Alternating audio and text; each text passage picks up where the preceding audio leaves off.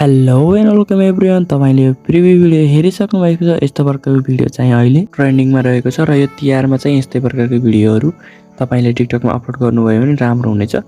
त्यसैले आजको भिडियो चाहिँ तपाईलाई सजिलोसँग त्यही बनाउन सिकाउने छु। त्यसको लागि क्यापकटमा गएर न्यू प्रोजेक्टमा क्लिक गरेर तपाईले आफ्नो या जसको बनाउन चाहनुहुन्छ, जस्तो खालको फोटो बनाउन चाहनुहुन्छ तपाईले 8 वटा फोटोलाई सेलेक्ट गर्नुपर्ने हुन्छ। 8 वटा फोटोलाई सेलेक्ट गरिसकेपछि एडमा क्लिक गर्नुभयो भने तपाईलाई क्यापकटमा लैजान्छ। त्यसपछि तपाईले फर्मेटमा क्लिक गरेर तपाईले 16:9 रेशियो सेलेक्ट गर्नुपर्छ र यसलाई रोटेट गरेर 90 डिग्री गरेर जुम गरेर तपाईले स्क्रिनमा फिट गर्नुपर्ने हुन्छ। हेर्न सक्नुहुन्छ मैले पनि सबै फोटोहरूलाई रोटेट गरिरहेकै छु। यसरी रोटेट गरेर तपाईले गराउनु भयो भने चाहिँ पछिलाई सजिलो हुनेछ। त्यसरी नै यसरी रोटेट गर्नु सबै फोटोलाई। त्यसपछि तपाईले त्यहाँ देख्न सक्नुहुन्छ यो फोटोहरू रोटेट भइसकेको छ। अब भने वाटरमार्कलाई सिम्पली डिलिट गरिदिनुस्। डिलिट गरिसकेपछि तपाई सिम्पली अगाडिपट्टि आउनुस्। अगाडिको जुन फोटोमा आएपछि त्यसलाई क्लिक गर्नुस्। त्यसपछि तपाईले अब यसको टाइम 3 सेकेन्ड नै राख्नुपर्ने हुन्छ। त्यो चाहिँ मिलेको छ र अर्को फोटोलाई चाहिँ 1 सेकेन्डको राख्नु होला। अनि त्यसपछि अर्को फोटोलाई चाहिँ तपाईले 2 सेकेन्डको राख्नु होला। त्यसपछिको अर्को फोटोलाई चाहिँ तपाईले गराउनु पर्ने हुन्छ 0.8 सेकेन्डको राख्नु होला। त्यसपछि अर्को फोटोलाई तपाईले 2 सेकेन्डको राख्नु होला। 2 सेकेन्डको राखिसकेपछि अर्को फोटोलाई चाहिँ तपाईले 0.8 सेकेन्डको बनाउनु होला। 0.8 सेकेन्ड 0.8 अनि अर्को फोटोलाई चाहिँ तपाईले 1.8 सेकेन्डको बनाउनु होला। 1.8 र लास्टको फोटोलाई चाहिँ तपाईले 0.8 सेकेन्डको बनाउनु होला। यति गरेपछि हाम्रो टाइमको काम पनि सकिसकेको छ। अब भने हामीले यसमा एनिमेसन लगाउनु पर्ने हुन्छ। एनिमेसनको लागि क्लिक गर्नुपर्ने हुन्छ। तपाईले सिम्पली फर्स्ट फोटोलाई अनि त्यसपछि एनिमेसनमा क्लिक गरेर कम्बोमा क्लिक गर्नुस्। कम्बोमा क्लिक गर्ने बित्तिकै तपाईले यता स्क्रोल गर्नुभयो भने देख्न सक्नुहुन्छ तपाईले बाइसेक्ट 2 भनेर लेखिएको इफेक्ट, यसलाई चाहिँ क्लिक गर्नु होला। त्यसपछि सेकेन्ड फोटोमा चाहिँ पेन्डुलम 1 लगाउनु होला। हेर्न सक्नुहुन्छ पेन्डुलम 1। त्यसपछि चाहिँ तपाईले बाइसेक्ट 2 लगाउनु पर्ने हुन्छ।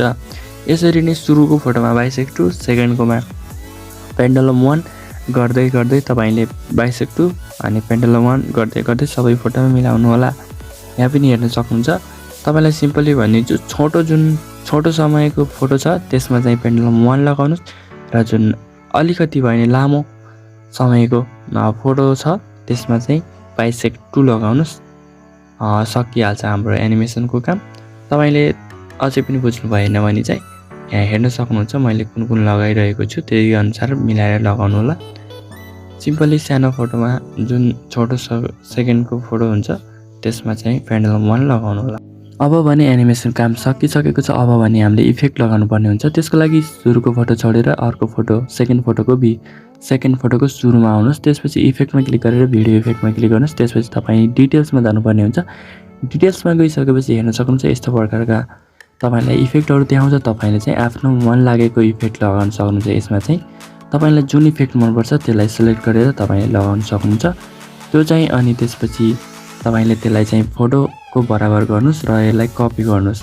यसलाई कपी गरिसकेपछि तपाईले सानो छोटो सेकेन्डको बनाउनु भएको जुन फोटोहरू पेन्डुलम 1 लगाएको त्यसमा चाहिँ तपाईले फिट गर्नुपर्ने हुन्छ। त्यस्तो गर्दा चाहिँ एकदम राम्रो देखिन्छ किनकि त्यो म्युजिकसँग एकदम मिल्न जान्छ। अनि तपाईले त्यसमा एक्स्ट्रा इफेक्टहरू पनि लगाउन सक्नुहुन्छ किनकि यसमा चाहिँ जति इफेक्ट लगाए नै केही हुँदैन। तर भने म लगाएको छैन, तपाईले त्यसरी नै लगाउन सक्नुहुन्छ। तपाईलाई सिम्पली भनिदिएको मात्र छु। अब चाहिँ यसलाई एक्सपोर्ट गर्नुहोस्। एक्सपोर्ट गर्नको लागि एरोमा क्लिक गर्नुहोस्। त्यसपछि एकैछिनमा एक्सपोर्ट हुन्छ। त्यसपछि न्यू प्रोजेक्टमा क्लिक गरेर अघि एक्सपोर्ट भएको भिडियोलाई एड गर्नुहोस्। त्यसपछि तपाईले यहाँ हेर्न सक्नुहुन्छ फर्मेटको अप्सन, फर्मेटमा क्लिक गरेर 9:16 रेशियो जुन टिकटकको लागि त्यो फर्मेट सेलेक्ट गरेर एडिटमा क्लिक गरेर तपाईले रोटेट गर्नुपर्ने हुन्छ। रोटेट गर्नुहोस् अनि हेर्न सक्नुहुन्छ रोटेट गरिसकेपछि तपाईको भिडियो चाहिँ एकदमै रेडी भइसकेको छ। अब चाहिँ हामीले यसमा म्युजिक लगाउन मात्र बाँकी रहेको छ। म्युजिक चाहिँ मैले यो भिडियोको डिस्क्रिप्सनमा तपाईलाई अवेलेबल गराइदिन्छु, नत्र भने तपाईले टिकटकमा गएर पनि सर्च गर्न सक्नुहुन्छ यही म्युजिकलाई अनि तपाईले हाल्न सक्नुहुन्छ। मैले डिस्क्रिप्सनमा लगाइदिन्छु अनि त्यसमा यसलाई म्युजिक लगाउनुस्। त्यसपछि चाहिँ भिडियो रेडी भइसकेको छ। अब भने यो भिडियो जता पनि तपाईले शेयर गर्न सक्नुहुन्छ।